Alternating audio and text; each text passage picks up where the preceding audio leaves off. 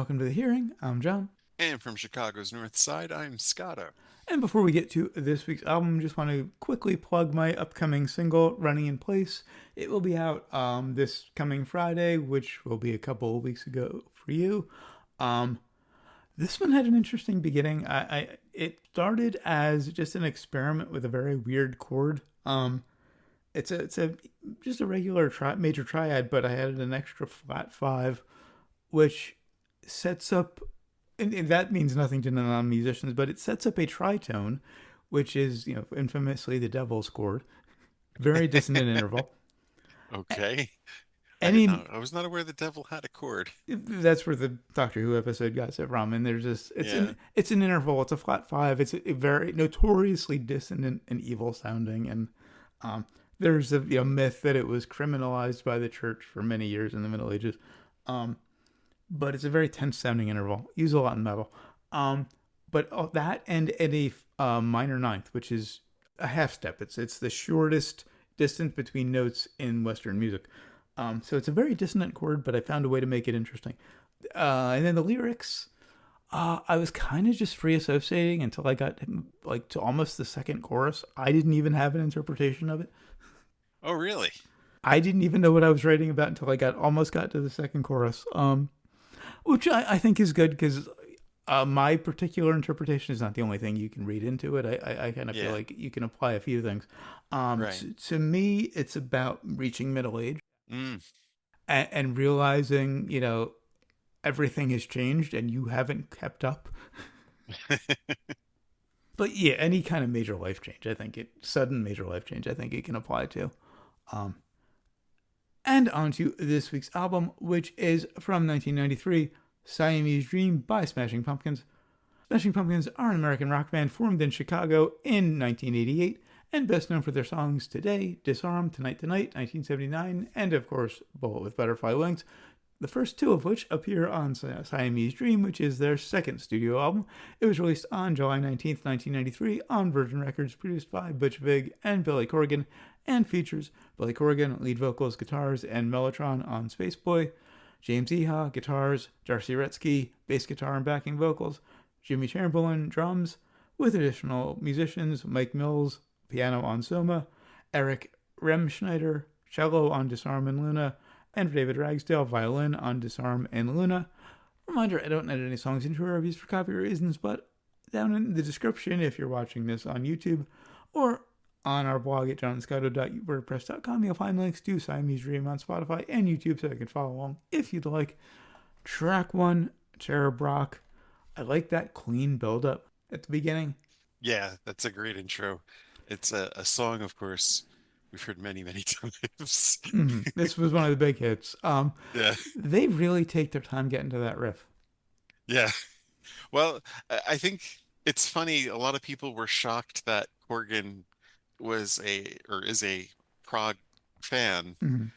because he put, this grunge album together. But I mean, just listen to the stuff I mean, he has a Mellotron on here. Yeah. And he played in a metal band before this, or when he was Yeah. young. I mean, there's videos of him just absolutely shredding when he was young. When they get to the riff, it's got a good groove. I will say that unless he's screaming, Corgan's vocals are always a bit too quiet for me. Well, he, of course, the loud, quiet, Yeah, that's his shtick, but Yeah. unless he's screaming, he's just a little low. His vocals are usually just a little low in the mix for me. I like the verse melody. The guitar solo does a nice job of mixing chaos and melody. Now, I've always wondered with this song because, yeah, you're right. The vocal is very low in the mix. I mean, it is the guitar. Mm, It's this weird cross between Nirvana grunge and neo hippie, like Dream Academy, yeah, yeah. that you just kind of wouldn't expect. Mhm, But that's what they go for on a few different tracks here, yeah. really. Um, I will say that I have one major issue. I had a number of major issues with this album, but I think I can really narrow it down to one big problem. Corgan needed an editor. This is definitely a case of the CD format, I feel. Absolutely. One of the biggest abuses we've had. I expected it to be like 40, 45 like usual. I had to message you, tell you I was going to be running late because I went to YouTube Music and saw it's over an hour. Um, and all of the distortion sounds the same. Yeah, this is a very early album for them. You like, I Mm. think he's still looking for his sound here. And I know their sounds changed significantly throughout their career. Yeah, like especially the next. Oh, the next album does have some of the grunge that this has, but it's mostly gone to the prog side that this album also Mm. has. Like Right. that is more developed Uh-huh. in Melancholy and the Infinite Sadness, and it's that's super long. Uh-huh. Oh God. That's like that's like I forget how like 25 songs or something. Oof. Like I saw a performance of it for the anniversary at the Chicago Symphony or the Chicago Opera House. They um they didn't play the whole album Mm. because the program couldn't be that long. But the guitar sound, the distorted guitar sound on this album, because there's only one distorted guitar sound, is just as whiny as Corgan's voice. Yeah, the It two go together. they just cranked all the highs up. There's doesn't even sound like there's any bass, let alone mids. Um, and I was fine with it for like the first 4 or 5 songs, and then Disarm comes, and we'll get to that. There's a little break, but then it comes back, and it's just grating. Um, on to track two, before while I was still okay with it, Quiet. Nice backwards guitars in the opening. I liked the guitar tone once the riff Yeah, started. At this point, still on board with it. Good groove, like the chorus riff. Some nice punctuation with the harmonics in verse two. Like the build into the guitar solo. I think that yeah, this is one of them where he's definitely still finding his voice. I love the bass and guitar line on this one. Um, but it just doesn't have the dimension to it that he develops later on, you know? Mm. And there's a lot of Pumpkin fans that they're like, this is the only Pumpkins album you need to hear. And I disagree with that. I would say Melancholy was actually bigger. This broke them. I think Melancholy really made them. Yeah, Um, yeah, I agree. In fact, I would argue that Melancholy could take its place as the album of the decade uh, because I mean, to pull the double album off and then to pull off that many. I mean, this album had a lot of hits too, mm, but that one did commercially and right. critical success at the same time. Like, aren't all of the other ones I mentioned in the intro on Melancholy? You actually left off the ones from my favorite album, Pumpkins album, Adore. Okay, I don't really know anything after 79 or Bolt with Butterfly Wings. That's kind of the last time I paid attention to them. Adore was interesting because it was electronic before that was really a trendy thing to do. Like a Uh, lot of people went that like, I afterwards. You remember know, that period, and that's when Melissa Vanderoff came in, and yeah, but I don't know any songs from that one. it's before Vandross. Oh, okay. It was Darcy's last Oh, album. okay. Um, the weird thing is Jimmy Chamberlain was not on it. It's the only Okay. one he's Uh-huh. not on it because he was in rehab and Uh-huh. stuff. So they took advantage of that and made it more electronic. Mm-hmm. There was some real drumming on it too, though. But it was just this combination of electronic and rock at the same time, and just Hmm. I think that's probably the most interesting one to me at Hmm. least. Track three today. That opening riff is just classic. It is the only thing Yeah. from a Smashing Pumpkin song that I know how to play. I like how that little clean riff, continues even when the distortion comes in. Um, I mean, it's this one's of course completely overplayed, of course, but but I haven't and heard it it's in a long really time, oh yeah, and it's it does the quiet, loud, quiet thing very nicely.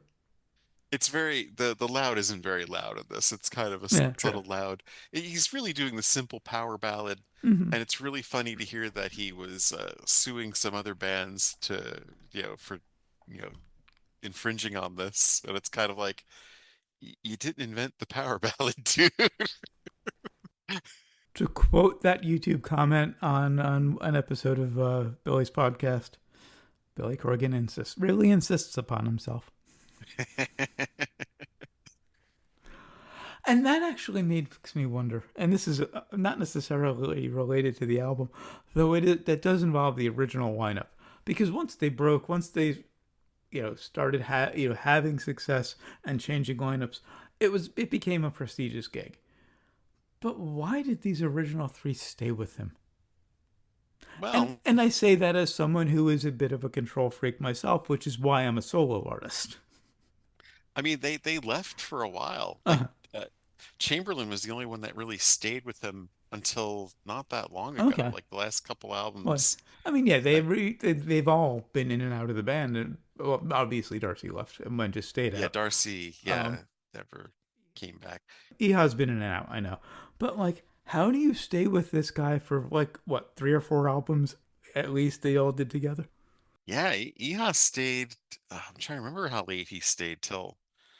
I think he was there till like 2000. Uh-huh. So I mean, they were together for or Mm-hmm. 2001. Uh-huh. So they were together for like a good 13 years before he leaves, and then comes back like a few years later. Like I mean, a few years ago, not Mm-hmm. a few years later. He's gone for a while. I remember an episode of the podcast where he's interviewing Danny Elfman, another noted control freak. Um, And Elfman was saying he kind of feels bad about, forcing his ideas on the band, even though that was the deal. He was the guy. He was the guy in charge. And Corgan was like, "What do you feel bad about it? Just do it. If that's your vision, that's what you should do."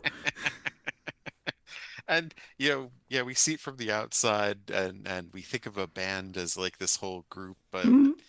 sometimes it really is just the dude. I mean, it's hard to tell what bass parts, Uh-huh. Yeah. Darcy actually played because he went in and just Uh-huh. played Yeah, himself. he was credited as bass. I cut that out because I couldn't find what songs he was credited on. Right. They're not really sure. There were just some Okay. parts where he just like got Hmm. frustrated and just said, I'm gonna fucking play it Yeah. myself There's a and did System it. album like that, if I'm not mistaken, where like Darren played bass on a lot of it. Uh, Oh yeah. one of the last Wow. two, Darren played bass on a lot. Because I can't remember his name. The bass player from System just wasn't up to the job. Um, Shava Now just that wasn't up to the job. now that dude's a control freak, but he wasn't, I mean, Hmm. he wasn't as good a singer as Right, Serge right, and couldn't acknowledge that. right. And that's why But the band had to end. there's a lot of bands playing go Jethro Tull where like the lead singer writes all the songs and is kind of the Right. guy in charge. It's a thing. Sure. In this case for the Pumpkins, Corgan is the main musician and singer and Right. songwriter. Yeah. I was wondering if there's a list anywhere of who plays what solo. Yeah, I'm not really sure. Because if you're a longtime fan, maybe you get an ear for it and you can tell, who's playing what. I don't know them that well. I'm just curious which solos were Corgan, which were Iha. I think the trouble is Corgan plays with so many different styles Uh, that it is really hard to tell where because he'll impersonate another mhm, player. I mean, right. I think there's other tracks where I was going to bring that up, where Mhm. and there is one track where Iha co-wrote, and I'm wondering if it's him. He Yeah, co-wrote they're two. I have those in my notes. I'll call them out. yeah, Um, on to track 4, Hummer. I like the chaotic opening in this one. Good groove once the yeah. rhythm section comes in. I like the riff. It takes a long time getting to the vocals. I wish he'd kept that intro a little bit more of that throughout the song at least. I mean, you could tell where what they're working off Mhm. of, but it would be nice. This one feels like it would fit right into, for the album before this, Gish, which is I think even more of a simpler album, Mhm. really. I love that I can hear the bass on this. That's rare for Smashing Pumpkins. Now that you mentioned Corgan played some of the bass, it might be one of his parts. That Um, would not surprise me. if it's Darcy, I've gained a lot of respect for her. It's another one with a quiet verse and a loud chorus. Nice melodic guitar solo. I like how it gets quiet all of a sudden in the bridge. There's this beautiful soft guitar solo. Um, this is a very nitpicky thing, and well, not nitpicky because it's a compliment, but it's a very minor thing. I love how the delay on the guitar solo goes to the other side. So the louder guitar is on the left, and then there's a quieter guitar on the right playing the exact same thing, just a fraction of a second later. Yeah, he has. I kind of like when he plays around like that, Mm-hmm. and creates these different effects.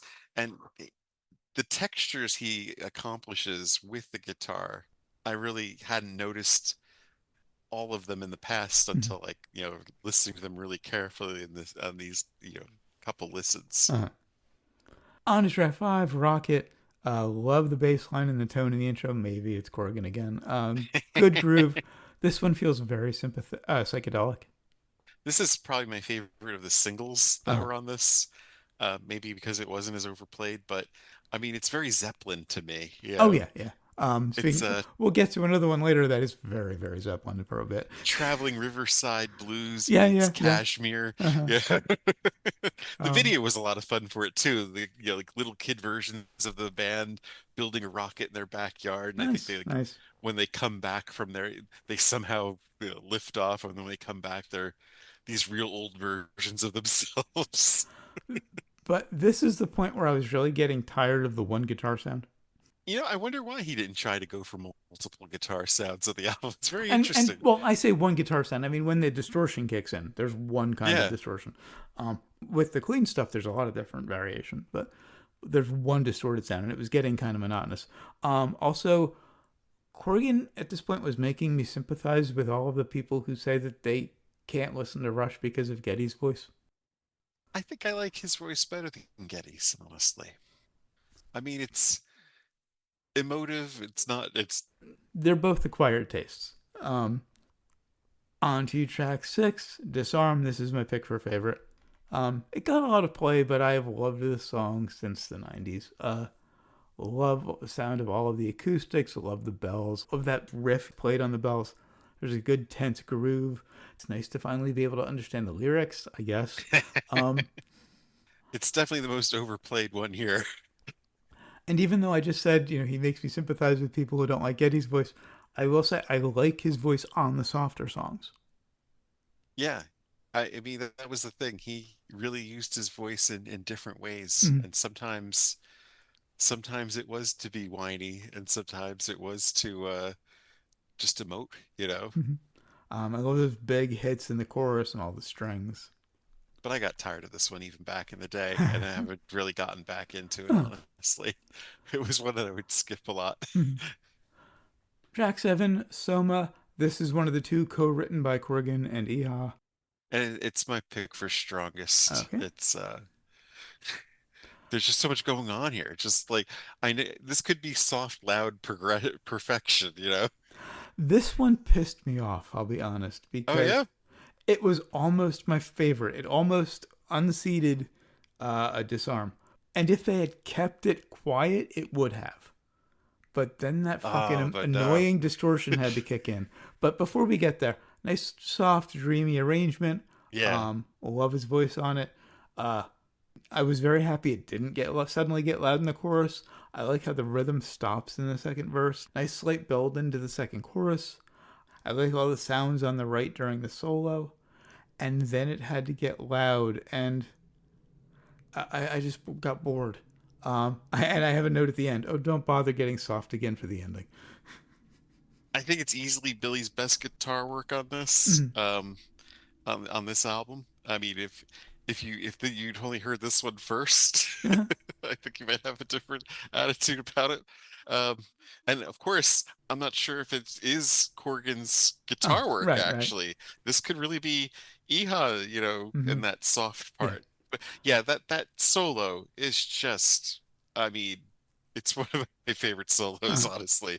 Just beautiful. And then it gets loud, but it makes it that loud part punched up so much more because it is so uh. soft and so peaceful. And if it wasn't track 7 after 6 loud songs, Yeah. I'd have been fine with it. I probably would have liked it a lot more. But it was just the placement. And the next two songs I don't need because it's just more of the loud. Track 8, Geek USA. Um, The riff kind of reminds me of Rob Zombie.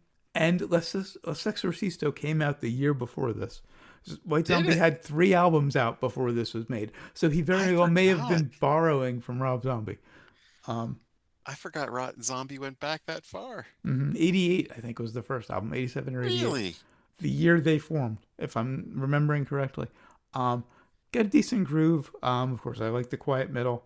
But all the highs and the distortion were starting to make my ears hurt at this point.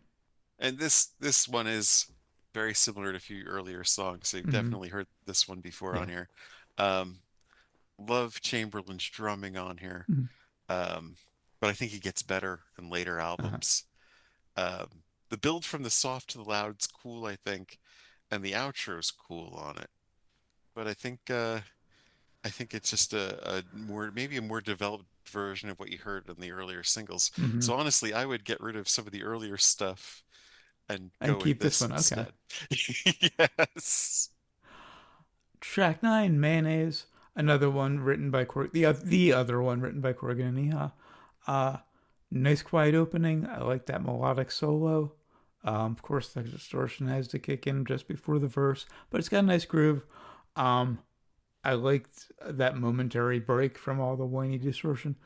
This one had the opposite effect as Actor. Um, I kind of knew a few St. Vincent songs before we reviewed Actor. That album immediately turned me into a huge fan. I liked a few Smashing Pumpkins songs before this review. I didn't have a particularly strong opinion of them either way. This one made me actively dislike them. Oh wow. And it really is just this era, I think. I'm knowing how much they change over time. I'm not going to hold it against them because I know this is just one sound of many. But I felt then this one, it was weird that they didn't make this a single too, but mm, I mean, it is the second power ballad on the album, the third ballad overall, and I mean, I think it's the only grunge album that has that. It's this ballad heavy. It's kind of uh, weird. Um, I think this one should have been a B-side. Like the curse of the CD format, I think yeah. really shows at this point, and I would have I mean, I think there's some Pumpkin fans that would probably think it's blasphemy Mm. to say, yeah, this one should have been a B-side. So we're agreeing that Geek USA and Mayonnaise should have been cut. I don't know if I would have cut Geek Okay. USA. I think I might have cut some of the later Okay. stuff. Um, because those two were the two that really annoyed me. Because it's when that distortion came in. I was tired of the distortion by this point.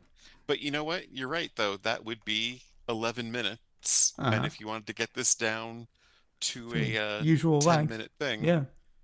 or to a 50-minute thing, Yeah. That would do it. Um, Track 10, Space Boy. This is a close second to favorite for me. Um, it is a beautiful track. And this should have been the closer, really. yeah, yeah. Um, Nice to hear an acoustic. Great guitar sound. Nice riff. I thought I heard a harmonica in there, but it might just be some overtones from the acoustic because nobody's credited with harmonica. Love the mellotron.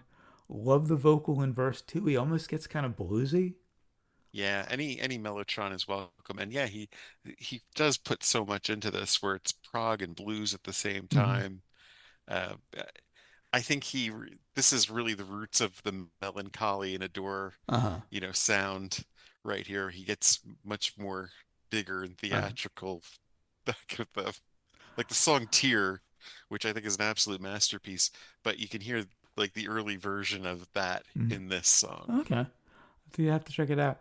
The voice at the end was a weird choice, but I'm sure it was saying something relevant to the song. I don't know. I think that last 30 seconds was just kind of a bridge into the next one. Okay. But yeah, if you hear the last note of this before that and the last note of Luna, they're Mm. pretty much the same note. Oh, So okay. to me, it feels like they weren't sure how to end the album. Track 11, Silverfuck.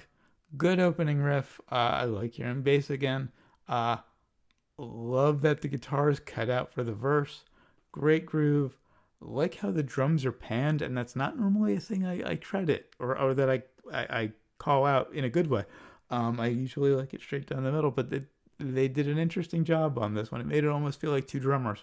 Um, and then it gets loud and I get bored. Oh joy, more ear piercing guitars. I liked it when it was just the bass at the top of verse two. Um, the middle, they directly ripped from a whole lot of love. Oh yeah, yeah. It's that middle section before the guitar solo and whole lot of love, where Plant is just shrieking and Page is making noises with the guitar. The guitar is making the same noises. Um, we have that same backwards effect on Bang Bang You're Dead.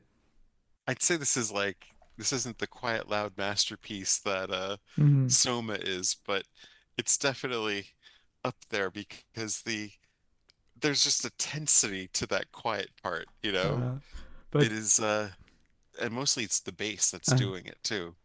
but Jimmy Page should have sued somebody. Track 12, Sweet Sweet. This was a short one, 138. Nice guitar sounds, good groove, nice melodies, nice harmonies. Not really much to it. Yeah, it's the fourth ballad on the album, Uh, on this grunge album.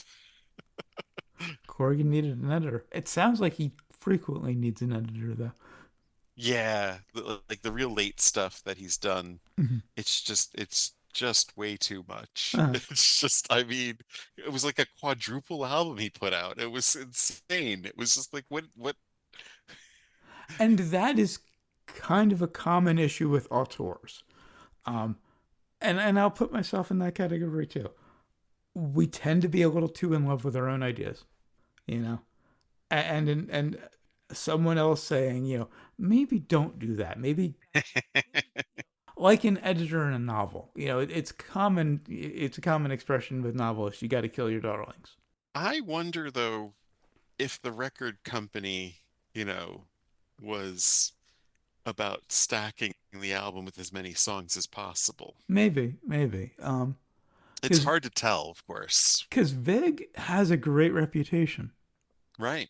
He did Nevermind. He did all the garbage stuff. He's in garbage. He's done some great records. I think he's done some Foo Fighter stuff, if I'm not mistaken. Um, so he's got a great reputation, but he was just too permissive. This is kind of my issue with All Born Screaming.